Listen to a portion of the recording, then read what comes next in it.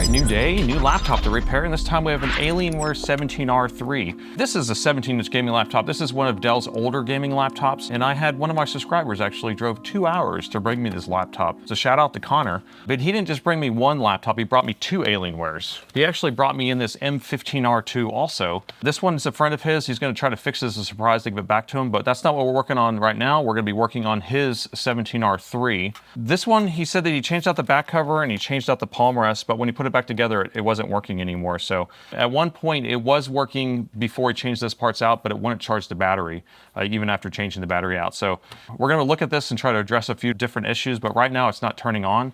I haven't looked at this yet. We're gonna look at it together and see if we can get this figured out. All right, the first thing we're gonna try and see if it turns on.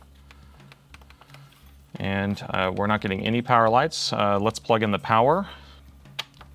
So just pay attention to the power meter. So we did get it to jump up to 0.1 for a second, or 0.01 for a second, and then turn back off. What we actually want to see is it jump up to 0.01, 0.02, and then stay there. So I'm going to unplug it and plug it back in one more time just to see what it does. Okay, so we're at 0.02, and then it shuts off. Okay, so what that's pointing to me is that there's some sort of issue. Whenever we're getting 0.02, that's turning on the LDO, which is the linear voltage regulator. It's a 3.3 volt regulator that powers on the EC chip, which is the embedded controller. It's just a microcontroller that kind of runs a loop of code. And all that's trying to do is it's trying to listen for power button inputs, and then it also handles like keyboard inputs and a lot of other stuff, sometimes the trackpad. A lot of stuff's tied to that EC chip, but without that EC chip being turned on, the board won't turn on. So I'm gonna hit the power button. Nothing's gonna happen because we have 0 amps being drawn right now. So we know that our EC chip is not on. So we're gonna have to open this up and take a look inside. So let's go ahead and do that. All right, we got the bottom door off. So this one actually still has a mechanical drive in there, and then there's also an NVMe drive. Looks like it's a SATA version, so it has 2 keys. Right there, you can see the key marks. So this is actually a SATA M.2 drive. And then we can look, okay, the battery is unplugged. This is the DC jack plug. That's what goes to the side where we plug in the charger. And then there's a battery that plugs in there. Let's plug in the battery real quick and see what that does. All right, so we have the battery plugged in. Let's see if it turns on with the battery. See if we get any lights or anything. I don't see any lights. Now let's plug in the charger and see if we get any charge current. And try it again. Okay, so I'm not actually getting it to jump up that 0.01 anymore for a second with the battery plugged in. All right, so we may have a short on the motherboard that's telling the EC chip to turn off the charger at this point. So we're gonna have to actually disassemble the entire machine. Unfortunately, on this laptop, instead of being able to just take off this bottom cover and access the motherboard, we actually have to pull off the palm rest right here. So let me get to that, and then we can take a closer look in a second. All right, I got all the screws out from the bottom, so now I gotta try to pry this palm rest off. That's the tricky part. Got to get in there and unsnap it.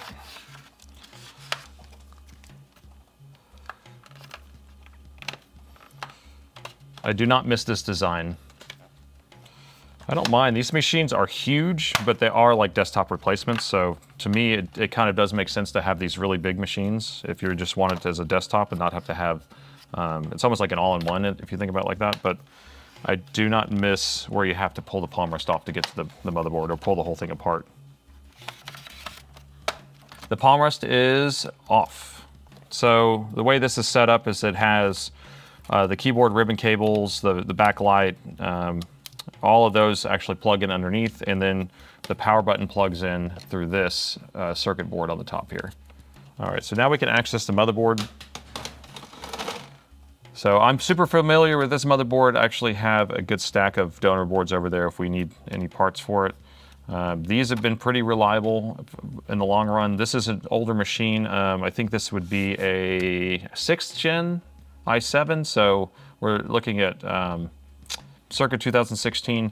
And basically what the customer was saying is that he stopped using this because it wasn't charging the battery. He changed out the battery. He tried a different charger and it didn't fix it, so that he just kind of threw it off to the side. And then recently he pulled it out and said, hey, maybe I'll just use it as a desktop. So he wanted to kind of refurbish some parts, and then it stopped turning on. So that's why we're going to go ahead and just try to get it fixed up for him.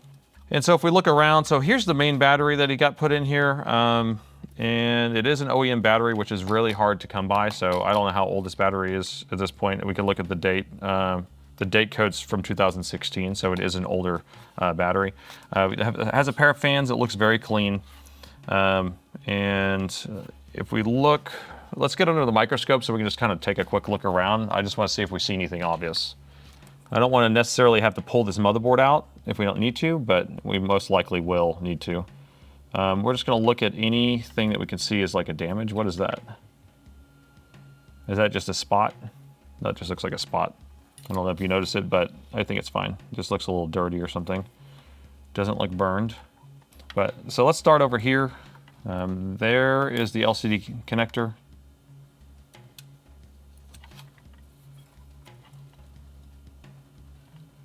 And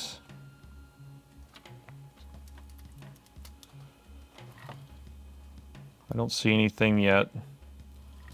Nothing obvious. We're not seeing it like a big burn spot or broken chips. A lot of times when someone opens up the laptop, changes something out, they break something. Ooh, I think I see something. I think I see it. Okay, multiple things over here. So I see that. So this is damaged. Okay. And then I did see, what's this? That's damaged right there too. This trace is being ripped off, but it's still attached to this, so we might be able to just lay it down and resolder that. But what do you think happened on this? How do you think this broke? Was it someone, like, was he prying this way? But how did this get ripped right here too? Was it just trying to get that off? Looks like this connector was changed out at some point.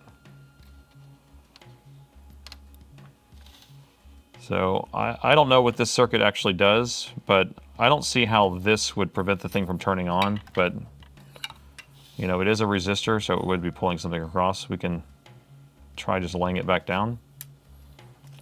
I'm going to go ahead and just hold it down for a second. See if we can just lay this down gently.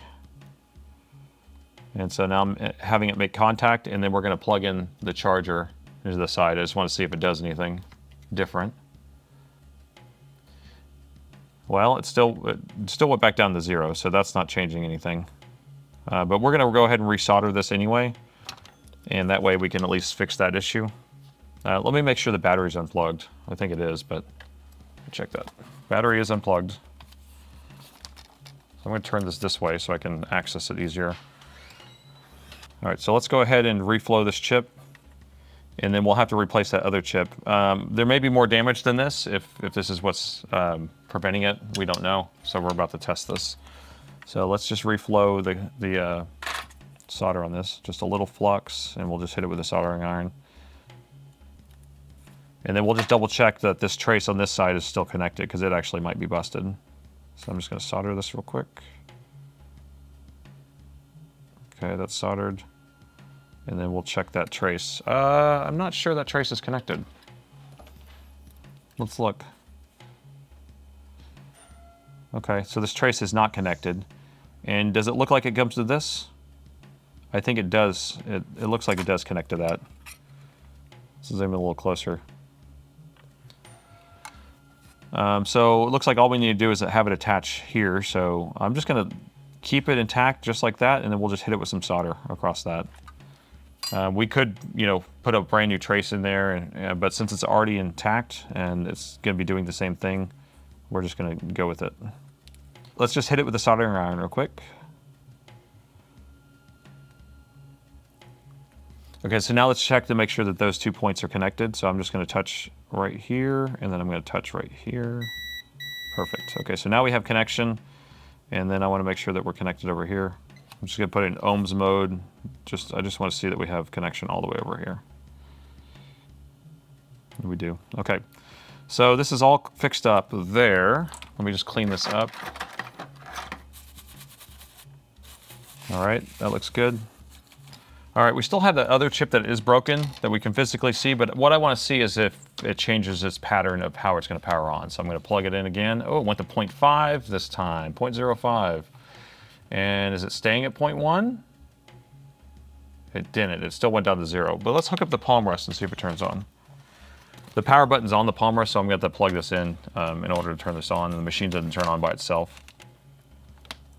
The palm rest is plugged in, so the power button's plugged in, so we're going to plug that. And then let's hit the power button. And we got 1.77 amps. We got the Alienware head screen. Boom. All right. So we found the issue pretty quickly. I didn't have to actually take any measurements. I just did a physical inspection, looked around.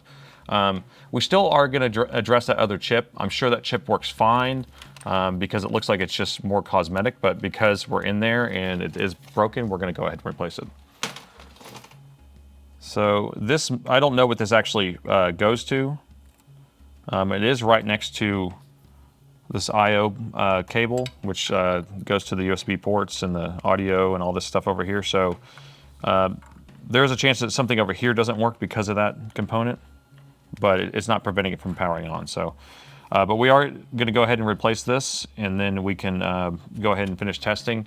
Now, he did say that prior to this, prior to him changing out these parts to try to, refurb it to make it look nice and use it as a desktop, it didn't charge the battery. And so we're also going to fix that issue here.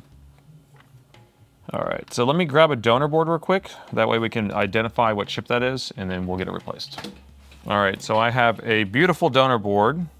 This one is marked as bad CPU, shorts the AC adapter. So, so bad CPU, that's not where we're going to be addressing. We're going to be using this area right here, and we can take a look. And there's the component we want. Whatever that thing is, we're going to take it. We don't even know what it is. We don't know what the value is. We don't know anything about it, but that's the piece we're going to take, and we're going to put it right there. So first thing I like to do is I'm going to take off the broken one. We're going to put some fresh solder on these pads, and then we can transfer the part over. So let's do that. I'm going to go ahead and take out his fan so it's not in the way. I don't want to get any heat from the hot air on the fan, so we're just going to remove the fan and just take it out of the picture altogether. So we'll just set it off to the side. And then we'll just add a little silicone mat here to protect this area. We're going to put some Kapton tape on here, the high temperature tape to protect anything else that's around it. We don't want any heat to get on anything it doesn't need to. Normally I would remove the board on this, but it is a kind of a big process to remove this motherboard. And just to change out that little component, we're not going to worry about it. All right, there you go. Everything is protected. And so now we're ready to remove this chip, whatever chip it is. And if you know what it is, or if you think you know what it is, comment below.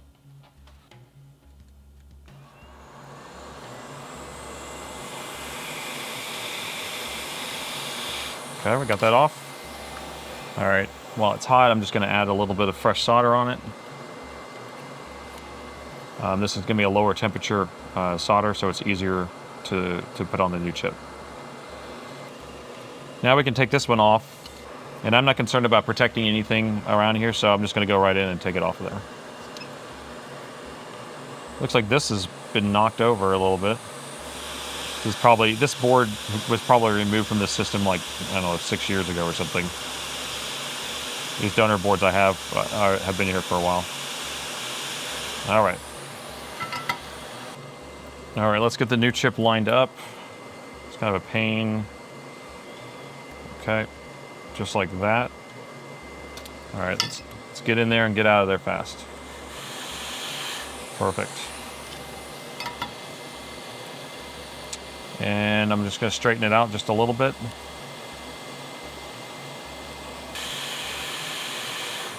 There we go.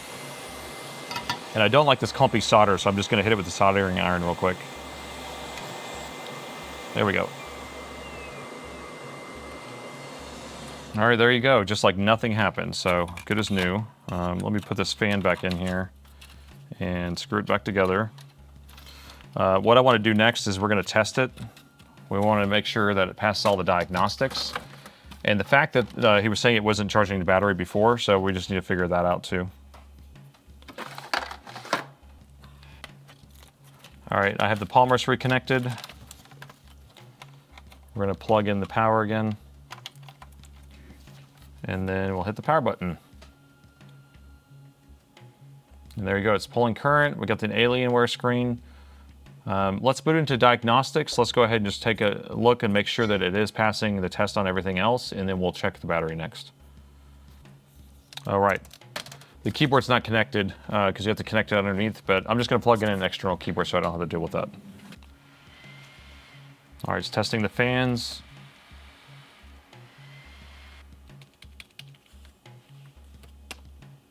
Okay. Yeah, everything's looking good in here. The temperatures are looking good. The fans all passed test. Everything else is passed all the tests. So now we just need to check the battery. So let's reconnect the battery real quick. All right, I have the battery reconnected. Let's go back into our diagnostics. So it says battery has experienced a permanent failure and needs to be replaced. Okay, so what that means is that the battery actually is communicating with the laptop just fine, but probably one of the cells are out of balance and that it won't allow it to charge. So he said he replaced the battery at one point, but I don't know if he bought a new, well, he bought a 2016 battery, so it was an older battery in the first place. So it may have actually been a bad battery that he bought. I can look around and see if I actually have a battery that I can plug in here. Yeah, unfortunately, I don't even have a good test battery. So what happens over time is that you just can't get batteries whenever they're this old. Dell stops making them, usually around the time period, and then they end up failing over time. So that's not something that we have, but like we pretty much have every single part for every single Dell and Alienware model. So if anyone actually needs to purchase anything, they can just go to our website and you can just enter your service tag and then you can buy the parts, and everything ships same day and you actually get a year warranty with your parts. So, and all the stuff we're selling is actually OEM, but for this particular machine, because of how old it is, I wouldn't have batteries. We probably have all the rest of the parts, the palm rest, the back cover, the circuit boards. I don't think we have the motherboards anymore. We're basically out of stock on those. But so I want to be able to put a new battery in this thing. He'd probably have to find some sort of aftermarket battery, which I don't sell anything that's aftermarket. So, at this point, I can tell that the battery's just at a permanent failure. It doesn't have anything to do with the motherboard, most likely. And so I'm just going to let him know that he can just run this as a desktop, which was his original plan in the first place, or he can try to see if he wants to source a aftermarket battery from Amazon and send it to me, then I can actually get that installed. But at this point, the laptop is running, working good, and it was just a couple components that got ripped off the board. So I thought this was kind of an interesting one, and if you like this, I'd love to know your thoughts on this one, and thanks for watching. I saved another laptop!